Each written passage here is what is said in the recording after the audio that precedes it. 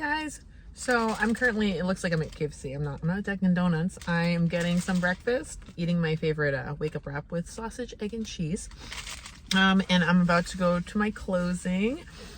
Went to the final walkthrough yesterday, and this is what I drove up to. Seriously? Final walkthrough, and the moving trucks are still here. So basically, I don't know what the deal was with when the moving trucks were supposed to come, but the poor woman who's selling her house, her husband is sick. So she's been dealing with her husband in the hospital and trying to pack up her house that she's lived in, and she's very sentimental about because they built this house. And so I'm trying to have grace with her, but they were still in the middle of moving when I did the final walkthrough, and I was worried about them leaving a lot of like old junk, which they didn't leave any old junk, but she did. It was just, we'll see if they took it, if they moved anything out after I was there, but everything that was like left in the house that hadn't been moved out by the movers yet. The movers were actually like physically like wrapping things up and packing them to put in boxes. You know how like movers can move your boxes, or they can actually pack and move. She was leaving like old tools and stuff, and some stuff I will have to dispose of, but nothing like huge, which was what I cared about. And actually, if she leaves what she, like, some stuff was quite nice that she was leaving, like wheelbarrows and ladders and gardening tools. So that was my experience with the walkthrough yesterday, and now I'm on my way to the closing. And then I got my carpet cleaner in the back. I just went to Home Depot, and my goal is today is to wash the carpets before my night shift. I'm hoping that when I go to the closing that they're not like, oh, she still needs to do some final things in the house like she was talking about prior. I think they've wrapped things up based on what my realtor messaged me last night. It was just like she's in a really sticky situation just because she's doing it all alone. Moving across state lines, her husband's in the hospital. So I'm trying to have grace with the whole situation, but I really wanted to have the carpets clean because I already rented this thing for $50 for today, and then I work tonight and the next 2 nights. So that's the situation. I'll see you in a little bit. So I've got my house keys. I am currently on the side of the road. Oh, a cop. Oh, that wasn't a cop. It's currently on the side of the road waiting for a call back from the electric internet provider. The house that I bought is literally, I mean, it's not that rural, but as far as services and closeness to like grocery stores, I guess it's pretty rural. So it's satellite internet currently. They're bringing in fiber optics for internet soon, which is like amazing, I guess. I don't know about these things. But right now it's satellite, and I won't be able to get the new internet, the good internet, for another couple months. And I'm so glad that they're even bringing that in. And so I can't go to the house because I have absolutely no service there. So I'm waiting for a call back from the company. And there's only one woman I've spoke to that thinks I can actually get service soon. The other ones say I have to wait like a month. And I'm like, well, I'm a healthcare provider. How will I get phone calls for work? Like, I can't even get a phone call. There's no landline. Well, there was with the old owner. There was a landline there yesterday, but now, anyway. So this is what my current view is. Literally just pulled up on the side of the road because I still have 5G here. And I'm 2 miles away from my house. So that's the current situation. I guess I live pretty rurally. I don't think it's that rural, but we'll see. New things. I have lived in many large cities. St. Louis, Austin, Baltimore, Boston. Those are the only big cities I've lived in. But this is very different. But it's what I think my heart wants. So time will tell. Now I have a house. So I thought it might be fun to open up the card that my realtor gave me at the closing just now. And she gave me New Hampshire maple syrup that her dad makes. Is that not special? I'm like, this is like the best closing gift ever. So fresh maple syrup. And then she She gave me a card. Are you supposed to get a realtor a gift? I guess I did. Like a house sale? I don't know. Congratulations on your new home. Oh my gosh. Erin, congratulations on your new home. So excited, and I can't wait to see how you make it yours. I wish you many years of happiness and new memories in your new home. And then she got me a gardener supply gift card, which is so sweet because she knows that I'm obsessed with gardening. But a lot of people, like you guys might know about Gardener Supply Company because they're, you know, known nationally for their garden stuff. But the fun part is that there's a store right like 20 minutes away, and it was started in Williston, Vermont, which is a place that I used to live as well.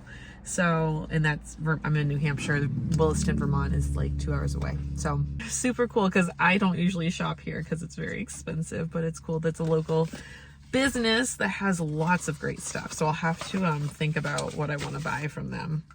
Now, the question is, how long do I wait for this phone call from this electric company? So here I am in my new house. 1111 makes me think of my mom whenever I see repeating numbers. And I'm washing curtains. I'm decided later if I want to keep them or not, but I figured I'd wash them because they're really dusty. I'm vacuuming baseboards. I actually vacuum the ceiling and the walls, as much dust as I can get off before I shampooed the carpets with this carpet shampooer that I got from Home Depot.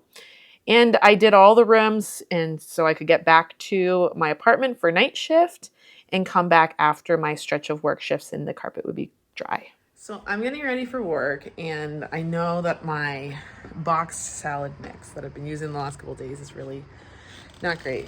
And I was like, oh, I gotta go to the store so I can have something to eat tonight at work.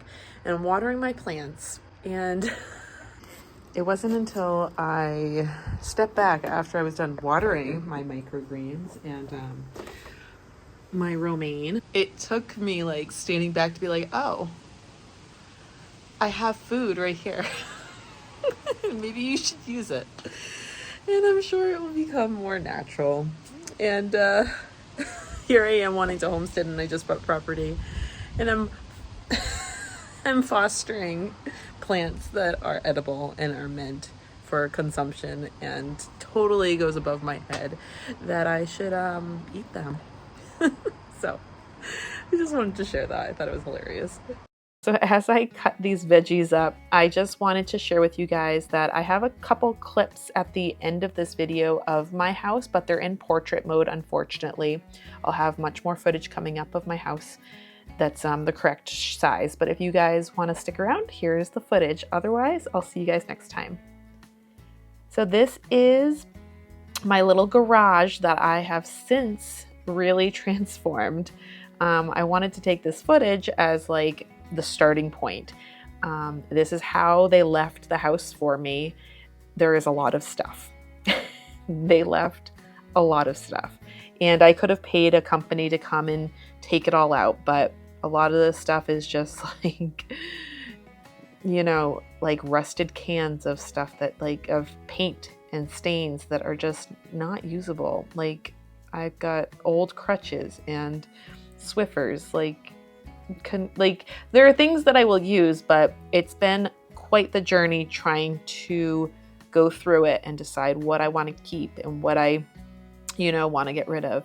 But here it all is in its glory. Lots of things. The problem is that a lot of it I've had to like, you know, figure out where I wanted to start, because it's like all overwhelming.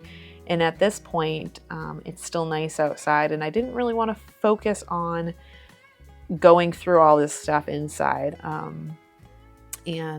This is prior to me moving in all of my things. And so it's a real indication of everything that was in the house prior, because once I move in my things, it kind of gets all mixed in, and it's even more overwhelming. Those are bags of hard concrete, and these are bags, just really, really, really old paint cans that when I started to open them, the lids just would tear. So that was fun. And I have this little garden shed over here. Oh, I guess I'm not going in there. Piles of wood everywhere, which I have been going through this winter, which has been wonderful. Unfortunately, their fireplace that I have inside, my wood burning stove, does not fit a whole log, so we've had to trim every single one. There's lots of wood and stuff in the woods, but they left me this wonderful wheelbarrow and things like that, you know, some big ladders that are stored behind this shed. Some of them I've kept, some of them I think my boyfriend took. And then in this shed, there's lots of stuff as well that I have not gone through yet. But you know, a lot of these tools I will use. It's a man's, it's like this old man's things that he accumulated over the years. Some of it's good, some of it's junk. Some of it's cheap, a lot of it's cheap stuff. But some of it's very useful. So yeah. Just going through and seeing, oh, those are probably not snacks, probably a storage container.